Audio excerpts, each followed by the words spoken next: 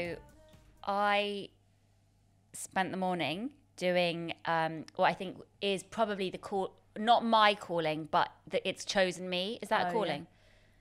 Yeah, It's like a skill I have that I didn't really need to have, but I have. Yeah. That's your calling, for sure. Is that a calling? Oh, okay. But I don't want it to be my calling. No. So your calling is something that like calls out to you. You didn't choose it, you didn't expect it, but it's just there and you follow it. Like the Star of Bethlehem, okay? And you're the wise men. Yeah, that's exactly what I am. Yeah. I'm a wise man. Baby Jesus. Which is children's storyteller. Children's storyteller. Even though I can't do voices, my voice suits lots of children's silly books. Characters. Yeah. No, not characters, just the narrative. Oh yeah. The flow of the story. Yeah. Some frogs. It was a beautiful day in Bethlehem. Mm-hmm. Exactly like that. Yeah, exactly. So I just spent the morning recording 10 in 3 hours, and it was the most exhausting thing I've done in a long time. Yeah. And even more creepy in a way, because it's just with a man on the other side of the glass in Penguin Random House, which is deserted, huge building. No one is there apart from me and this guy doing some children's books. Yeah.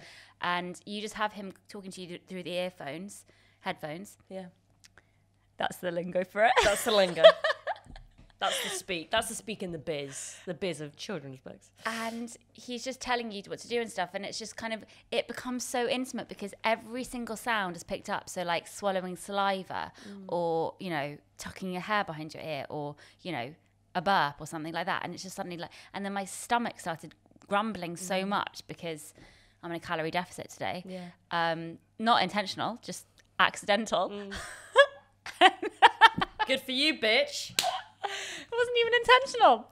And I'm just so skinny. I forget to eat. And yeah, I could hear my stomach grumble. So he was like, I think you should put a pillow over that. So I had to put a pillow over my stomach. It was just weird that somebody else could hear my stomach. Anyway, very weird. And he was very blunt as well, like more, less.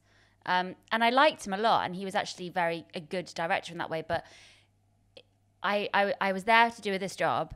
And I knew there was no point in me being proud about, well, actually, I think that, that's not actually how I say things, or, well, I can't really do voices, so I'm not even trying. I just kind of thought, okay, I'm going to get out of here. This is a good job. I just do whatever he says. And it just made me think lots about, in the past, how I've received criticism and how I'm really kind of glad that I'm in the place that I am right now. How do you feel about criticism? I'm awful at taking criticism. I know that, yeah. Awful. I know you are. Yeah. If somebody tells me to get a grip or to get it together, I will burst into tears on the spot. I absolutely cannot cope with my character being criticised. I have to be your character or anything. Anything. The character of me, the facade that I present to the world. I'm a quivering mess underneath it. So I need people to accept what I'm giving out, okay, which is clearly cosplay Dolly Parton today. But what if you know that they don't actually think you're doing something wrong, or you've said something badly, or your hair looks like this or whatever? If you know that they're actually thinking that, you still would prefer them not to tell you? I think it's probably partly due to being the youngest and just wanting to be good in everyone's eyes and just like, wanting to be noticed and stuff like that.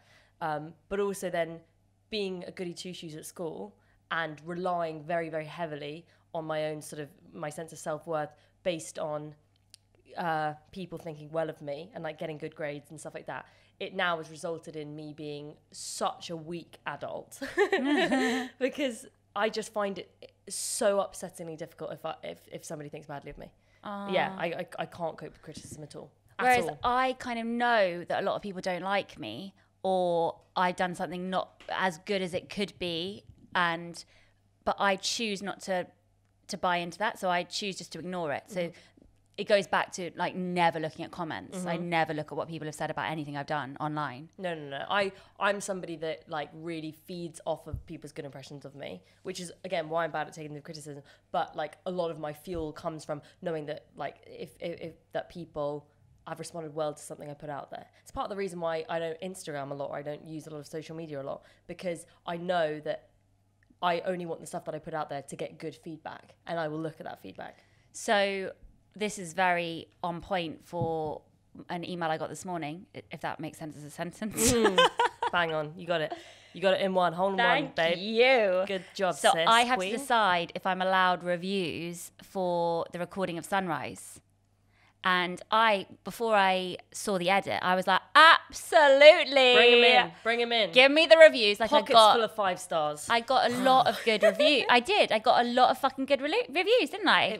It was a crash hit success. It was a runaway. It was shockingly, got resoundingly good reviews. I didn't even really take that in at the time because I don't read comments. I don't read. I mean, I obviously read good reviews, but I think I've been phenomenally lucky. Good job. That was close enough. To get reviews like I have, because I look back at things like Bookworm and things like I Loved Her, and I just can't believe that I got nice reviews. So I don't know why, but that probably lulled me into a false sense of security with reviews of Sunrise in the first instance during Edinburgh. But so now that I'm older and bad shit has happened, and I'm more kind of I think a bigger grasp on life and things and myself. I know what I am now. I think I'm not going to allow reviews because it's like, okay, I now know where my faults are. I now know where this is weak here and weak here. And I don't want somebody to write about that. I got away luckily before. And so now it's just terrifying because then I have to say to people, no, I am not open for judgment. Yeah. And as a performer and a writer, that's something that you have to be, it shows that I'm not brave. And so it's really scary to think about. No. I think that ultimately you've actually found a really cool loophole. Loophole? I don't know why I went weird as I said that. Loophole? It's because I said cool loophole. Too many strange sounds for my mouth to make. Loophole? You found a cool loophole. A loophole. I got it. You found a cool loophole because you already did Sunrise. Okay, that already had to go through the fucking ringer. You got good reviews for it. That was a show, and you've been asked to bring it back from the dead and to do it in a very strange COVID world with one audience member, i.e. me. No laughter. It's so weird watching. I wanted to laugh, but they told me not to because it would fuck up the sound. It would not be fair for that show, which was written for a different audience, a different world, a different you, to now be reviewed in today's circumstances. You don't need reviews. No. Like, you're not being cowardly. You're being sensible because it's not fair to judge it in that way. It still stands up. It was absolutely brilliant. I'm not saying it doesn't stand up, but it's weird that I didn't take into account how a lack of audience would affect things. And that's really arrogant of me. I just thought that I'll be able to show, the writing's good enough. I don't need an audience. I was so wrong. Really? Because watching it for the first time this morning and last night, I was just like, they're a huge part of the show. Yeah. An audience is a huge, and that's why Alfie misses performing so much. I realise now they're vital. Is it quite awkward? It's just so awkward. It's like, it's too intimate. It's too quiet. There's something missing. There's something missing. So yeah, you're right. I'm just not going to be able to that. But it did make me, I think as an actress, the actress in me is constantly primed for attack. I'm ready to be attacked and to be told that I'm not good enough, or I'm too loud, or I'm not thin enough, or I've said that too nasally, or I didn't enunciate this, or whatever. And that is because of the experience. I reckon that's just the way it is. Most actresses have had brutal criticism because we are there to be placed and pulled and told what to do. Yeah, exactly. We've basically engineered ourselves for that, which is why it's so stupid that we get upset by it. For me, I get so upset by it. Yeah. And I'm seemingly getting more and more vulnerable and fragile to criticism every year that goes by. I almost find it funny now. Like I'm even worse than that at taking criticism than I was like a few years ago. But I should be better at it. But I remember speaking to an elder actress, and she said that she thought that it would have got easier by her age. And I remember her saying that it only gets harder. Yeah. That's amazing, isn't it? Maybe because when you're young, you're kind of slightly, ignorant, and you think you're amazing. You think you're amazing, and I'm getting more and more aware of my limitations and my flaws. I like myself more, and I think I'm capable of more, but I'm also smarter and just, I don't know, like I'm able to see that I'm not great at everything. I used to think I was great at everything. I know I'm not great at everything now. So yeah, the criticism hits deeper because I actually know it to be true now. Yeah. I mean, also, I think that bad experiences with criticism do shock you for life. Big time. Like, I still remember, I mean, a director, very soon after I gave birth to Margot, I got a job, and it wasn't a very big part, but I did it because it was a proper job, and we went up, and I thought the director liked me. And he had been very warm to me.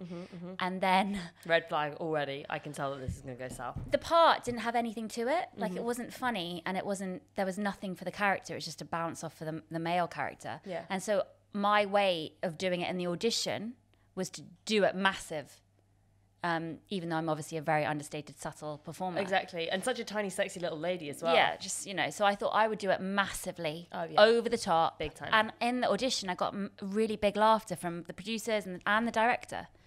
And so then when we did it on stage for the first time, it was like a studio sitcom thing.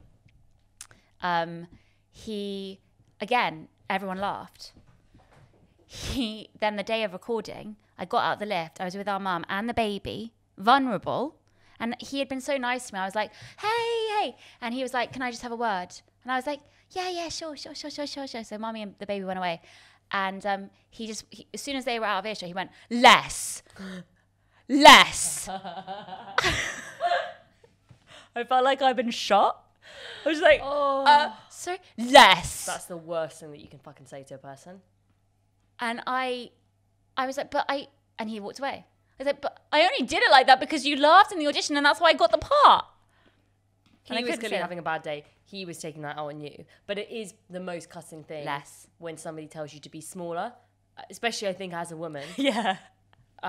Because we are so fucked up in our brains, by the patriarchy and by misogynism. Oh, I didn't. I was just. I said yes way too keenly. Serious point. I thought you were going to say something totally different, and then he started talking about the patriarchy. I was like, oh, okay. Ooh, oh shit. Serious time. I don't know what you mean. No. I think as women, the reason why it's so insulting when you're told to lessen yourself or make yourself smaller or make yourself quieter when somebody says you're being a bit loud.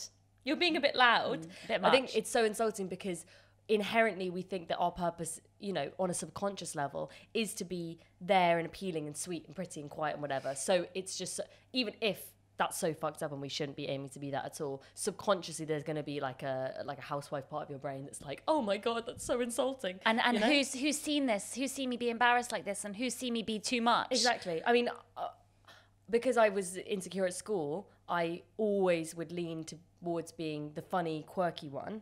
And, that worked for a while, but there would be occasional moments when a cool person in the group would be like, Bebe, you're being a bit weird. You're being a bit random and weird. Or even more insulting than that, and be like, can you just stop being like what you're doing? And it's the most fight or flight response that you can have as a human being, for me. But also what's so annoying, I think, about not being the lead actress in that pigeonhole, and being the kind of the I've just accidentally put myself in this bracket of being the weird, quirky one. Yeah. Why couldn't I have been lead? Why couldn't I have been the clever one? Yeah. Why do I have to be the ray of sunshine? Yeah. When couldn't be further from that. She just lights up a room. She's just the quirky ray of sunshine. She's always got something they need to say. And it's just so weird because those parts usually can't be read straight because then you would just seem like a psychopath. Yeah, exactly. Because you're usually dressed up like this. And then you have to say something kind of like say something in the stage description like, Sarah Lee is holding a box of sunflower seeds and a small umbrella, and she comes into the room saying, hi guys. You can't say that, hi guys. Hi guys. It's been like, hi guys. So I've always read things as I think they are on page, which is usually quite pronounced. Yeah. And now Alfie said it the other day when he was doing the self-tape, and I was like, okay, less. And I'm, in my brutal, rushed way. Yeah, saying it, yeah. And then he said something like, yeah, says the actress who's never less, or something like that. Just basically making fun of the fact that every role I audition for is usually having to be quite big. And then I was like, oh shit, maybe that's my reading. Maybe I read them all big. Maybe I am the biggest over actress ever. Maybe I'm awful and I'm right. And it was just so stupid. I think I've read them right. I think they all have been quite a lot. Yeah. Or maybe that's why I've not worked very much. No. But it just suddenly made me worry. No. You're not stupid. you know that when a certain female archetype is written on the page, they are asking you to read it in a certain way, and you have to be stupid to not read it in that way. Well, even Lavender Brown, if I hadn't have done it at the auditions, as big as I had done it, I wouldn't have got it. Completely. I had to do it that far-fetched. I mean, like, when you break it down, they're always looking for a certain trope. Not with really, really clever, beautiful, like, female-led writing like we're seeing nowadays, but it's very fucking few and far between. Most of the time, you're getting, like, maybe 3 or 4 different types of female characters, and the quirky, zany one is being asked to be read in a certain way. Yeah. And we are shooting ourselves in the foot if we try and do it in a different way. So I completely understand where you're coming from. You're not an over-actress. You don't need to worry. But if I am, that's okay, too. Maybe that's my thing. Yeah. It did remind me of a story where it's a story that I wanted to tell for a while, but I've been too scared to. But now we're going to go for it because we're talking about criticism today. Yeah. But I was criticised doing a play years and years ago by the director, who was worried that I wasn't going to be... He was worried I was going to be awkward doing a kissing scene, which I think it's fair to be awkward in a kissing scene, don't you think? Yeah, absolutely. Especially for a 22-year-old actress who's, you know, not had any love scenes before, really. I mean, I did kiss in Harry Potter, but it wasn't like a real kiss. And oh my God. Basically, he came up to me before the scene. It was a big day because it was in front of the producers and the director and the writer. And he came up to me and basically said, darling, you know, I just want to make sure that you're ready for this moment in front of everybody, and, you know, you're going to really become the role and become the character. Which, again, is insulting as it is. Like, you haven't turned up there to your job that day ready to do the thing that you're being paid to do professionally as your job. Yeah, and I just kind of already... so he'd obviously already clocked that I'm an awkward character, and maybe was having cold feet about casting me, given that I was so young compared to everybody else in the cast, kind of. And so I was kind of felt embarrassed that he was already worried about my performance. Singling you out. And also I didn't know the etiquette back then of kissing. Do you kiss during rehearsal? Yeah. Like, I didn't know anything, and no one had told me. No. And somebody should have come up and said, and as you know, and been cautious about the fact that I was about to kiss. I mean, it sounds so pathetic to have to say this, but like, made me feel more comfortable about the fact that I was going to have to kiss somebody for the first time in front of an audience. Yeah, that's not at all a crazy thing to be. No one had come up to me Wondering about. Yeah. So I think at the time I was quite in my phase of doing an American accent quite a lot of the time. So it's something I have grown out of, but I think it's coming back given that my kids are watching The Simpsons constantly. But so he was being very sincere and theatrical with me, very close, at the side of the room. And I was actually stood behind a pillar. So everyone was starting to get ready for this big read-through in front of all the producers and the very famous writer. And I remember I had kind of been geared behind a pillar. And I thought, oh, that's weird that he's got his back to everybody. And I was in full view of everybody, but behind a pillar. So I could see everybody, they couldn't see me. And so he said, I just want you to become this character. I want you to be this character. Are you ready for that moment? And I just found it really funny because I'm not, a theatrical actress. No, well, you are literally. I mean, at that point, you were, because you were doing a theatre job. You're just not like a method, pretentious. No, I'm not actress. method, and also I had found myself in this career, and I just was, I find it all really funny acting. It's really silly, so stupid sometimes. And I find theatre especially funny, and I can say that having done now, theatre for a while. Anyway. So as he was saying this, I thought, okay, this is quite funny. This is a funny situation. I had previously got on with this director quite well. I think he had found me funny. He wore Reeboks. I was like, he's cool. Yeah. And so I said in an American accent, chill out, man.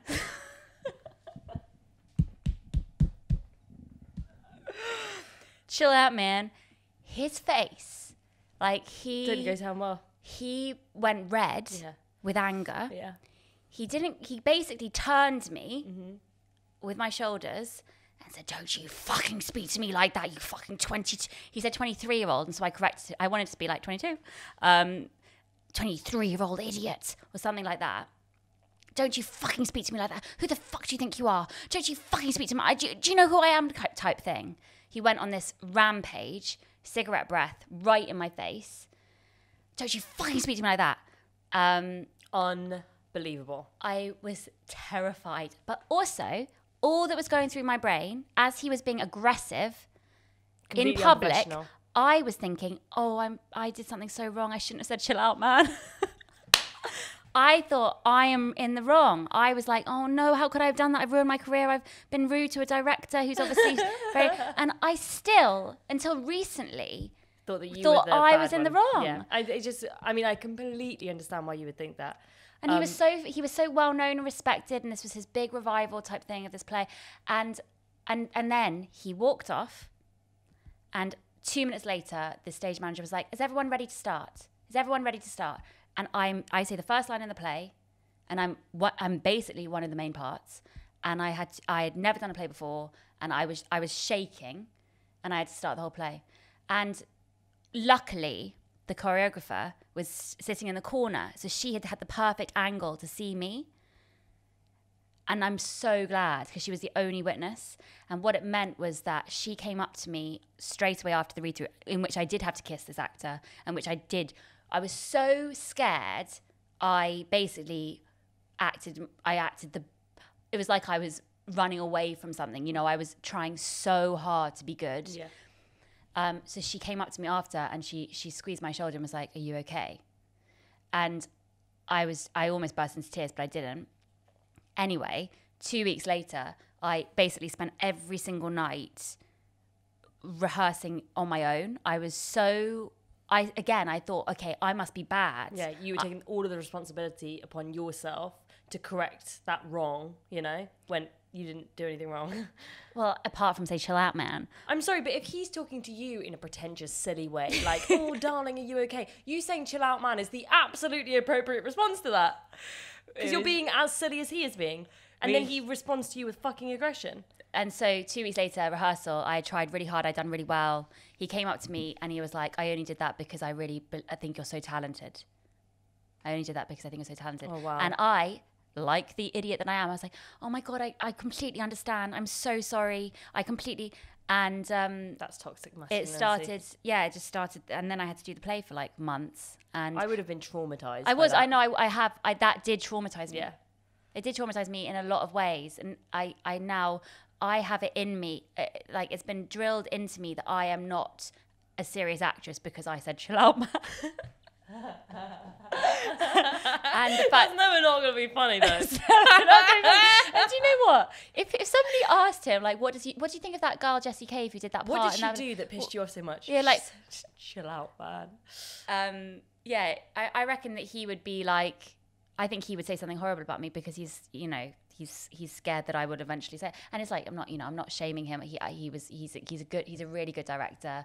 He was very nice to me before that. And stress got to him, and I triggered him by saying chill out, man, as Bart Simpson.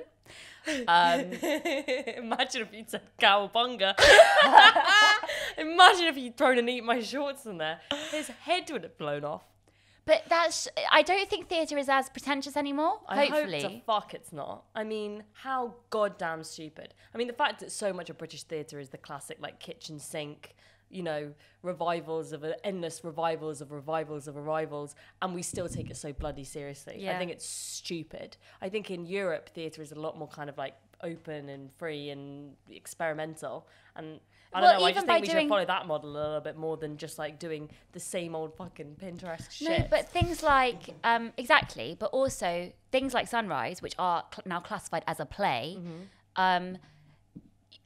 I want to show people that you don't have to be, you can write anything and you can put anything on. It doesn't have to be, you know, you can use your mum to do your backdrops, you can use your sisters to do things, you can use everybody. It doesn't have to be this pretentious thing.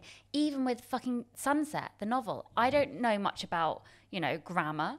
I'm not a very good, I just have a story and I want to tell it. Yeah. And I think that a lot of the time we think that you can't do those things because you're not that kind of person, or you're not from this kind of place, or you don't have this kind of connection, or you don't speak like this. And it would be nice to kind of make everything a bit more accessible to everybody.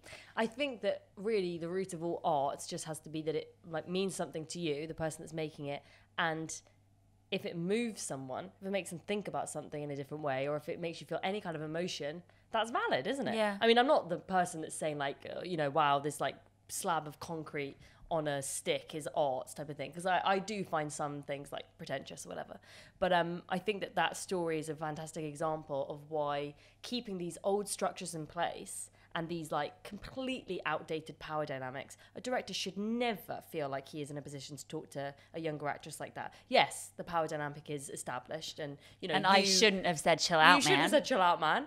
But the way that he spoke to you is absolutely not acceptable in any circumstances.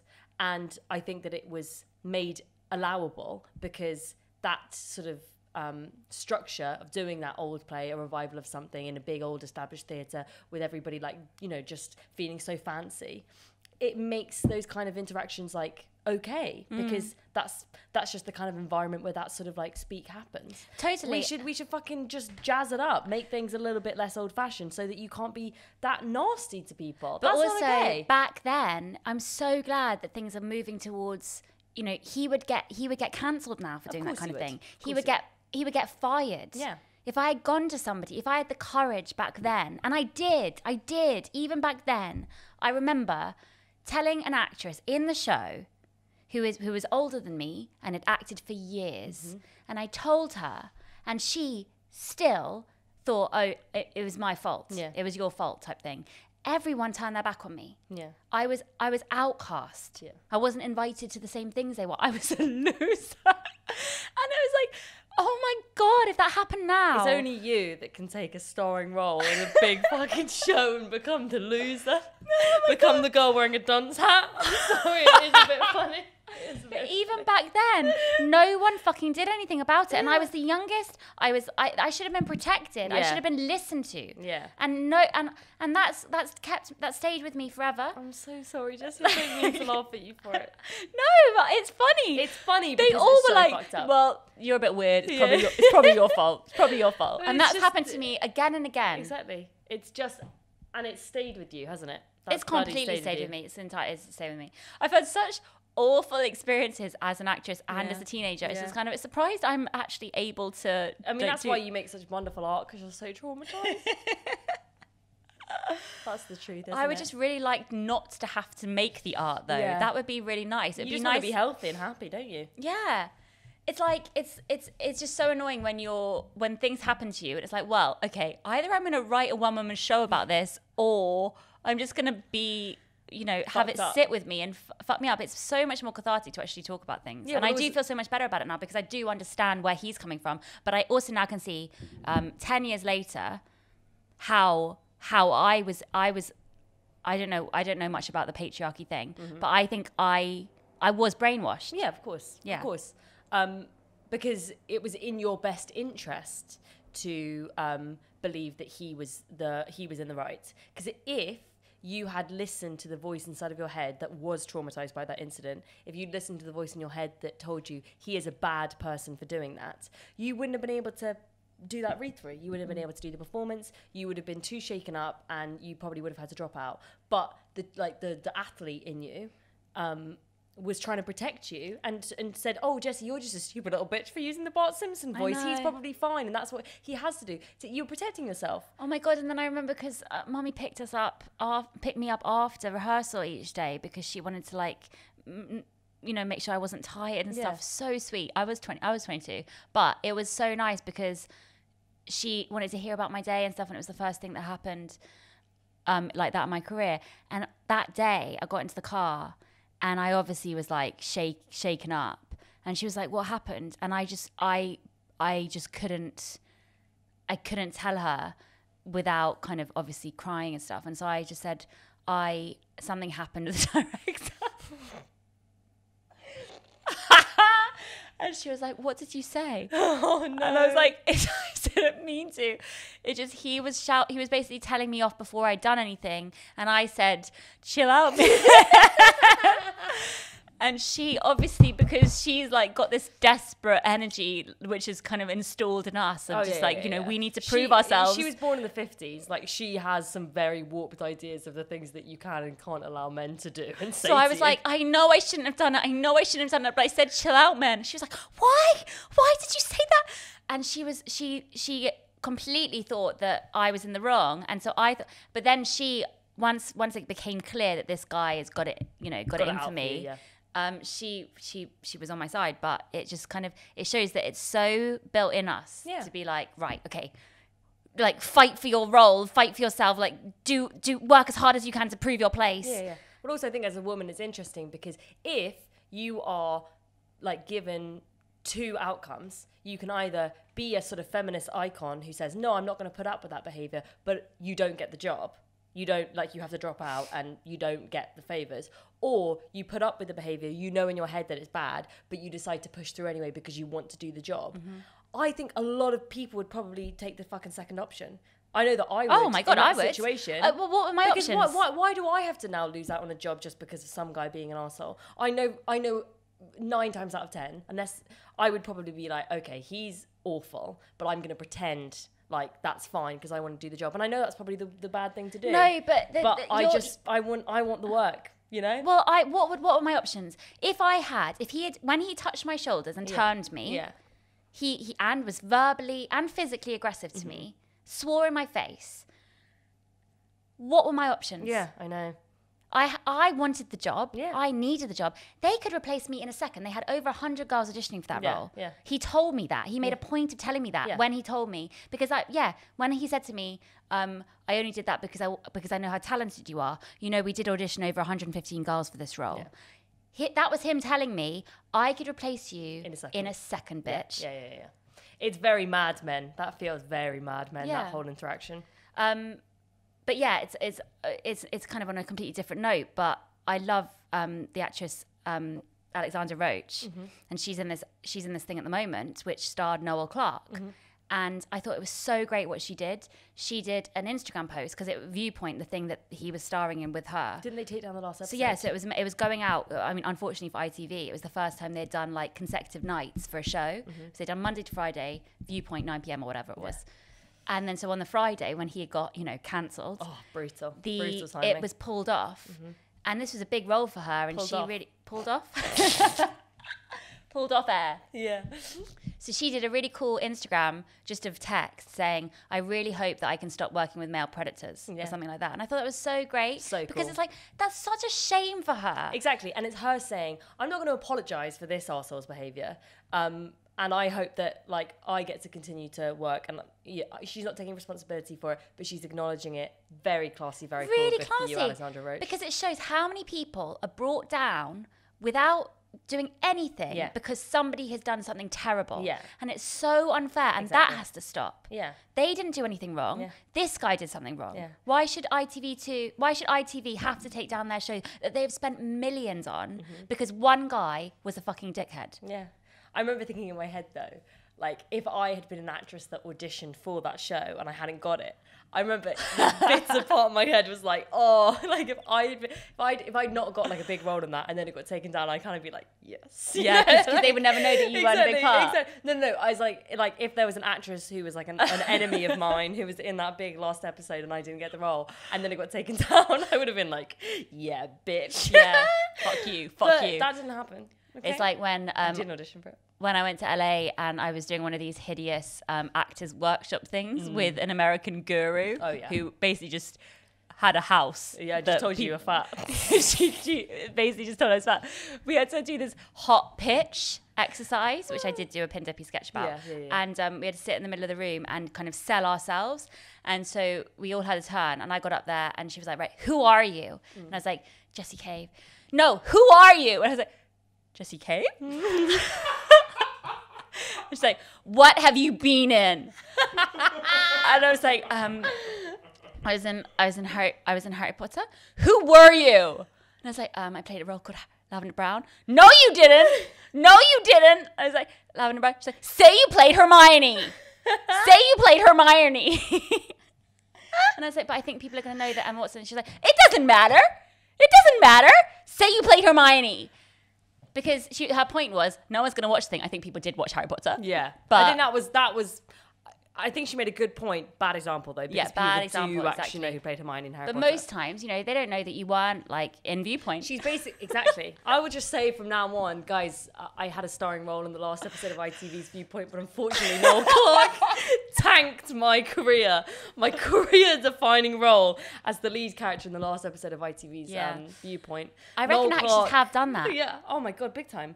Oh my God, I'm going to say that I was in all of these cancelled actors movies. Yeah. And just say, unfortunately, that all of these sexual predators have ruined my chances of becoming the star that I knew I was going to be.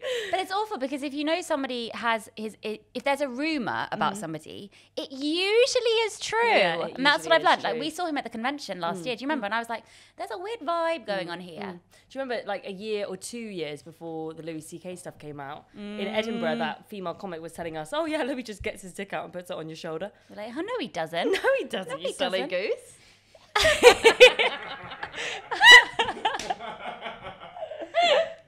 Oh God, this has become a very, like, political episode, hasn't it, But I was just Jessie? about to say an example of somebody.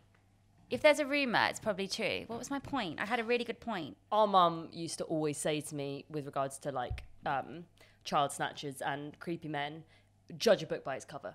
If you think a guy looks weird, he probably is. Jamie Savile. Savile.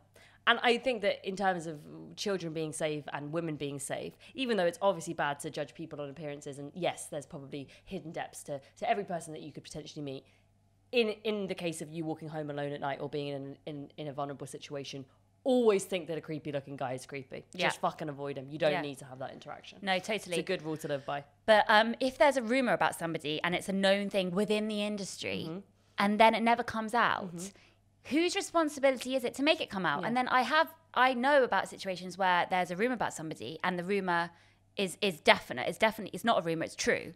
And yet it still hasn't become public knowledge. I know about 3 situations like that. And it's just, oh no, but no, you can't say that because this person's too powerful or this person's too powerful. For instance, there's an actor, I'm not going to say the name of him, but I know that he's creepy. I know that he has done bad things and yet he's still a leading actor. Okay? It's not my responsibility to come out and say this guy's a bad actor, but I also really like him as an actor. Yeah. I think he's a really good actor. I really like if he's in something, I want to watch it. It's like, but that's just so bad because it shows how, like, what are we meant to do? Yeah. I've been in situations with actors where they've acted inappropriately, and now looking back on those situations, especially ones where I was younger, it's like, I know how the industry works. I know that certain people, if I were to say anything, would be horrible to me and I'd potentially not work again. Why do I have to jeopardise my fucking career for this arsehole? It's exactly what we were saying earlier with the 2 doors situation. Which one would you take? It's a very difficult position to be in. Yes, if you're going to protect other women in the future, maybe I do have a big responsibility. But if it's something not as severe as actually endangering other women, it's just uncomfortable situations, no, I'm not going to sacrifice my career for it. And I'm not afraid to say that, I guess. Exactly. If I know that they've done bad things and they're dangerous, I would absolutely. Yeah. I definitely would. I really hope I would. But if you just know that they're weird and annoying and creepy, like, it's not worth the. We are gonna come off worse in that situation than they are. Totally. Probably. Oh God, we have been. Let's cancel some guys.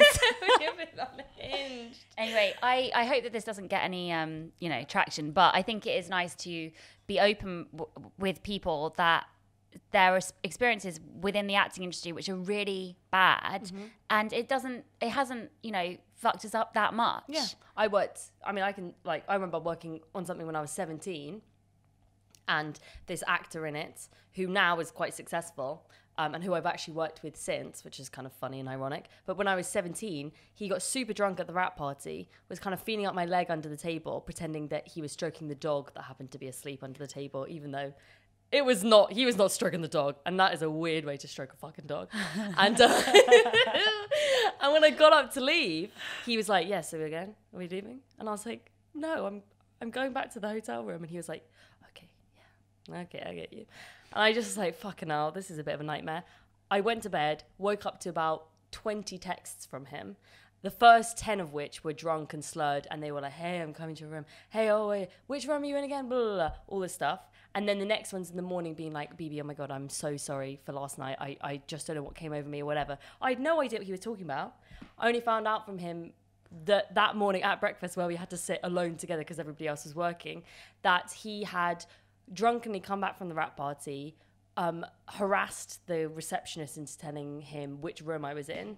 He had drunkenly gone to my room, banged on the door, but it turns out he'd gone to the wrong floor. He'd banged on the door of an old woman. And she had called security and he'd been dragged away. And he was just so embarrassed that he sent me all these texts about it. And we had to laugh it off. And somebody on set found out about it and he was told off. But it wasn't like a big fucking deal. And he works all the time now. It's just some wild shit, you know? Yeah. What a world. I know. And What a sometimes I world. bump into him in Soho and I'm like, ha. You didn't do that. You didn't do anything Silly weird. boy. Or he like responds to my Instagram stories and he even said to one recently, he was like, you make me laugh. We should talk more.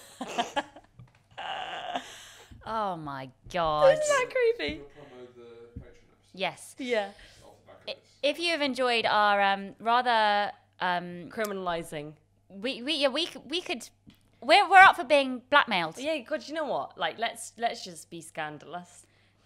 No, actually, I'm not up for being blackmailed. That would be really horrible. I think blackmail is the wrong word to use. Yeah, I think that I've used the wrong word there. Do you mean blacklisted rather than blackmailed? No. I don't want to be blacklisted again. You can't be blacklisted twice. We're already up there. Yeah. We are already up there. If you enjoyed this rather scandalous episode, Yeah. we do actually go in a bit deeper. In a Patreon episode. A special extended Patreon episode where we talk quite a lot about some very Naughty actors. Yeah. Which is too scandalous. It was too juicy. We started recording it as a normal episode, realised this is too juicy. It's on the Patreon now. Yeah.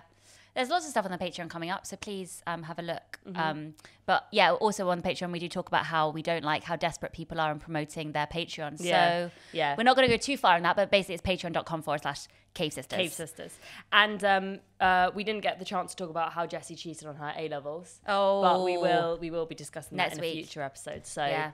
And if you guys would like to come to our live podcast, Oh shit, please come to that. please come. Please come. Honestly, just come.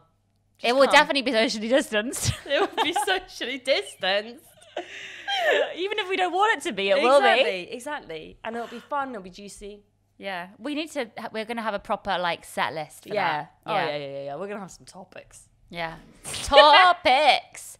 Please don't report this to the Daily Mail. Don't. Honestly, do us a favour. Whoever fucking did that before, just don't do it again. Yeah. Well, I was thinking of planting some stories to see who it is. Ooh. Do you remember when I said that I'm having an allergic reaction to an almond? Yeah. And then it was Jessie Cave rushed to hospital. Yeah. I mean, I don't think I'm in that Nicola Vardy or whatever. Yeah. It'll just be like Rebecca Vardy. Nicola Vardy was the detective. No. Colleen Rooney was the detective. She was so clever. Rebecca Vardy. Surely there's going to be a sitcom about that. Honestly, we don't need Pinter ... We need Colleen Rooney ... Bring the ... back to theatres, but Colleen Rooney style. What did you just say? I have no idea. Pinter ... Because you know we were talking about theatre. I was saying that theatre is dated. Yes. And Pinter is a good example of that because even though he's obviously a brilliant playwright, I just feel like we have done so many revivals of the ... Pinter style. Let's bring it back, but with a new spin on it. Colleen Rooney ... That's what I was trying to say. It was a clever point, but I didn't word it very well. That's me applauding Bebe. Thank you. Thank you for watching. See you soon. Okay, cool. Cool. Do you want to pose for a screenshot? Yeah. Yes. Let's do one like this. You can do that. Because I don't want to ever do that in my life. Right, that's both your heads completely out.